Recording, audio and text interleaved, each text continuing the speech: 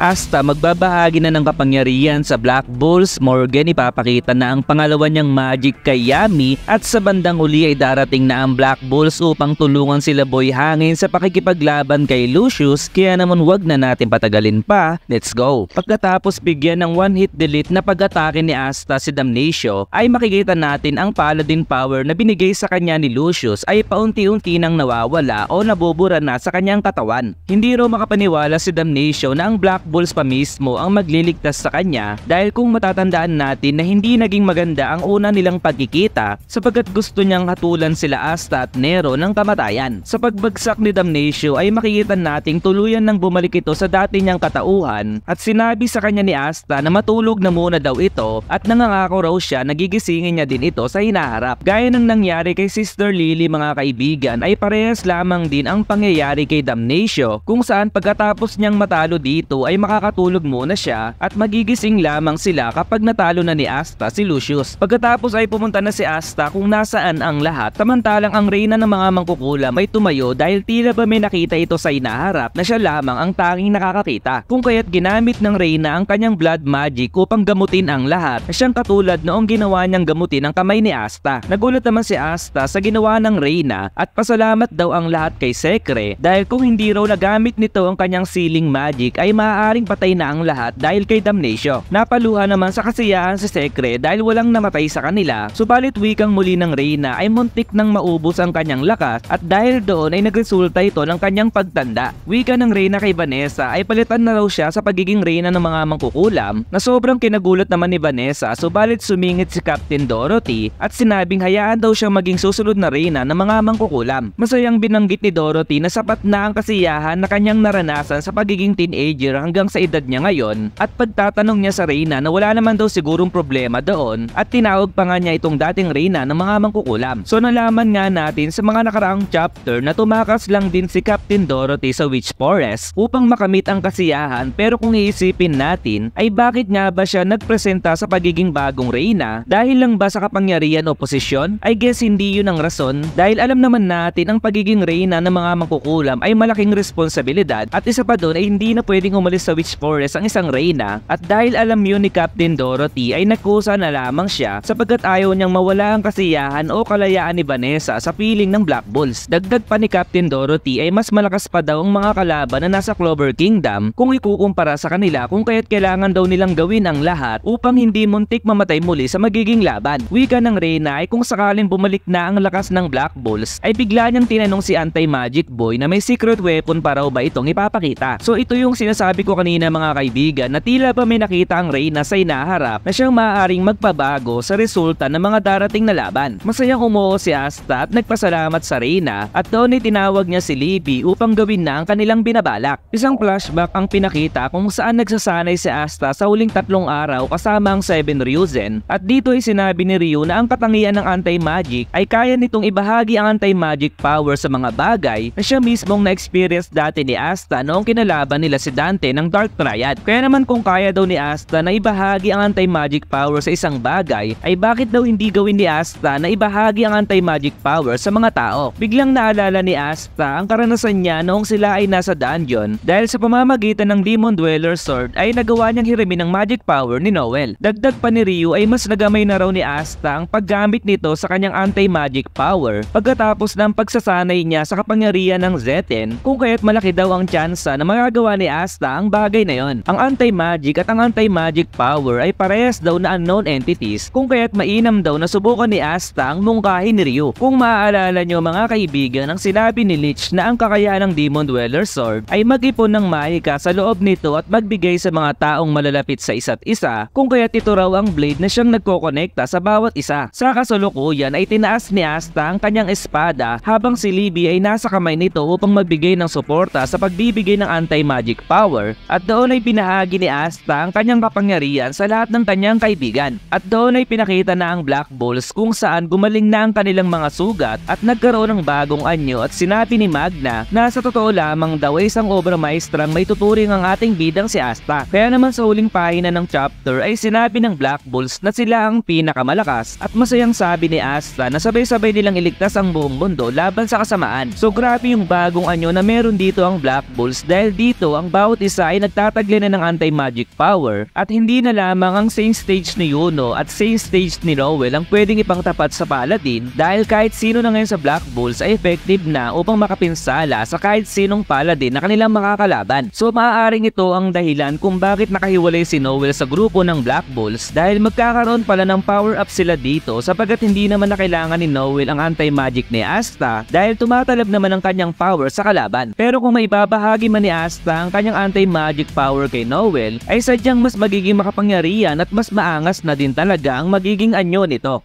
Sa pagpapatuloy ng pagsugod nila Lucius sa Clover Kingdom ay may dalawang dating magkaibigan nang nagkaharap upang labanan ng bawat isa at ito ay walang iba kundi si Yami at Morgan. Sinabi ni Morgan na gaya daw ng inaasahan niya kay Yami ay mas lalo na itong lumakas sa nakalipas na panahon ngunit humingi ito ng tawad dahil hindi raw dapat siya mag-aksaya ng oras upang labanan lamang ito. Kaya naman doon ay sinabi na ni Morgan na si Lucius ay binigyan siya ng isang klaseng mahika kung kaya't ipapakita na raw niya ito na sobrang kinagulat naman ni Yami. Sa sumunod na eksena ay pinakitang si Morgan ay naglabas ng dalawang klase ng espada at ito ay gawa sa light magic na katulad ng kay Lich at ang isang espada naman ay gawa sa dark magic na pwede mong itulad sa gamit ni Yami. Ginamit ni Morgan ang kakayahan ng kanyang dark magic at doon ay tila ba hinihigop si Yami papalapit sa kanya na para bang may gravity ang espada nito at sinabing muli ni Morgan na si Yami nga dapat ang mas nakakaalam sa lahat kung gaano kalakas ang magic ng kadiliman. Habang hinihigop si Yami ng dark magic ay inatake naman siya ni Morgan ng light magic. Palit nagawa naman niya itong pigilan at biglang naisip ni Yami na ang paggamit ni Morgan ng dark magic ay nasa ibang level talaga dahil kinakain nito ang dark magic na gamit ni Yami. So hindi naman nakapagtataka mga kaibigan na mas malakas ang power output or kung paano gamitin ni Morgan ang dark magic sapagkat nagtataglay siya ng paladin power na ang ibig sabihin ay nagtataglay ito ng mas malakas na magic power. Bukod pa ron, ang black hole ni Yami ay kayang higupin ng anumang klaseng magic na ibato sa kanya. Subalit dahil sa lakas na meron ngayon si Morgan ay hindi lamang magic ang kaya nitong higupin kundi kahit mismo ang kanyang kalaban ay maaari niya nang higupin na para bang nagtataglay siya ng gravity magic. Ginamit ni Morgan ang kanyang light and dark magic sword upang hiwain si Yami at pagkatapos ay humingi ito ng tawad dahil nagawa daw niyang maging pinakamalakas na magic knight ng mag-isa niya lamang. Sa mga nako-confuse mga kaibigan, kung maaalala nyo na noong bata pa si Yami at Morgan ay tinuring silang bilang pinakamalakas na duo o mag-partner kung kaya't nasabi ngayon ni Morgan na nagawa niya na maging pinakamalakas na siya lamang mag-isa at hindi niya na kailangan ng tulong ni Yami. Sa kabilang dako naman ay pinakita ang dalawang clone ni Lucius at kanilang pinagtutulungan si Yuno at mapapansin naman natin ang mga sugat ni Yuno sapagkat nahihirapan na siya sa pakikipaglaban kay Lucius. So hindi na rin ito nakapagtataka mga kaibigan dahil kung maaalala nyo naman na halos binuhos na ni Yuno ang kanyang buong lakas upang matalo lamang ang isang clone ni Lucius kaya naman how much more pa ngayong dalawa na ang kanyang kalaban. Habang pinapanood ni Marks ang pakikipaglaban ni Yuno ay nasabi niyang tama ang kanyang nasa isip na mahirap kalabanin ng dalawang Lucius kung si Yuno lamang mag-isa ang kakalaban dito. Dagdag pa ron ay sa simula pa lamang daw ay nasa disadvantage na raw si Yuno dahil kung matamaan lamang siya kahit isang beses ay maaapektuhan na siya ng soul magic ni Lucius at mapapawalang bisa ang kanyang Neverland na siyang tumutulong sa lahat. Kaya naman kung sakaling mangyari man daw yun kay Yuno ay tiyak na tatapusin na raw ni Lucius ang laban sa pamamagitan ng kanyang time magic. Take note guys, sa loob ng Neverland ni Yuno ay hindi gumagana ang time magic ni Lucius at gaya nga ng sinabi ni Marks na kung sakaling masira ito ay hindi magdadalawang isip na gamitin ni Lucius ang kanyang time magic upang pigilan ang pagkilos ng lahat. Duguan na si Captain Charlotte, sugatan na si Captain William, bugbog na rin si Captain Kaiser at hirap naman si Captain Rail sa pakikipaglaban sa mga clone ni Lucius. Kaya naman sinabi ni Lucius na yun na raw ang tamang oras upang tapusin na ang laban. Subalit may boses ang nagsabing hindi raw matatapos ni Lucius ang kahit anuman at doon ay lumabas ang base ng Black Bulls mula sa anino at makikitang malaki na ang pagbabago nito. Kung papansinin nyo ang dating anyo ng base ng Black Bulls ay purong malaking bato lamang ito. Subalit ngayon ay napapalibutan na talaga ito ng anti-magic at kahit ang ulo nito ay parang gawa na mismo sa anti-magic na siyang nakuha ni Henry galing kay Asta. Kaya naman doon ay nagpakita na ang pinakamakakulit nating mga bida at sinabing yun palang daw ang simula ng kanilang pakikipaglaban. So grabe na talaga guys at nakaka-excite ang ipapakita ng Black Bulls dahil ano kaya ang epekto ng anti-magic sa kanilang kapangyarihan. Subalit sa kasamaang palad ay sa December pa natin ito malalaman. Habang papabagsak naman si Yami sa himpapawid ay lumabas ang Shadow magic ni Nak at doon ay lumabas na si Vice Captain Nak at ang kapatid ni Yami na si Ichika. Sa pagsanggang ginawa naman ni Yuno gamit ang shield ni Tigreal sa Mobile Legends ay biglang lumitaw si Asta at hiniwa ang kamay ng clone ni Lucius na sobrang kinagulat naman nito. Masayang tanong ni Asta kay Yuno ay posible naman daw na matatalo ito ngayon sa laban na kanilang kinakaharap at masayang tugon naman ni Boy Hangin ay imposible naman daw na mangyari yon. Pero ako'y wag mong pinagloloko Yuno dahil kanina lamang ay hirap na hirap ka na sa pakikipaglaban kay Lucius kaya mas mainam kung magpasalamat ka na lamang sa pagdating ni Asta. Kaya sa pagsanggang ginawa nilang dalawa sa atake ni Lucius ay sabay nilang binanggit na naman ang paborito nilang dialogue na silang araw ay magiging Wizard King sa hinaharap. Samantalang ang original na Lucius ay hindi ko mapagtanto sa larawan kung inaasahan na ba niya ito o medyo naiinis na sa mga nangyayari dahil hindi niya makita ang hinaharap dahil kay Asta. So ano kaya ang gagawin ni Lucius upang kalabanin ng Black Bulls ngayong may bago na itong kapangyarihan? Kaya naman just follow, subscribe lamang sa aking page at i-share na rin ang video ito. Maraming salamat. Goodbye!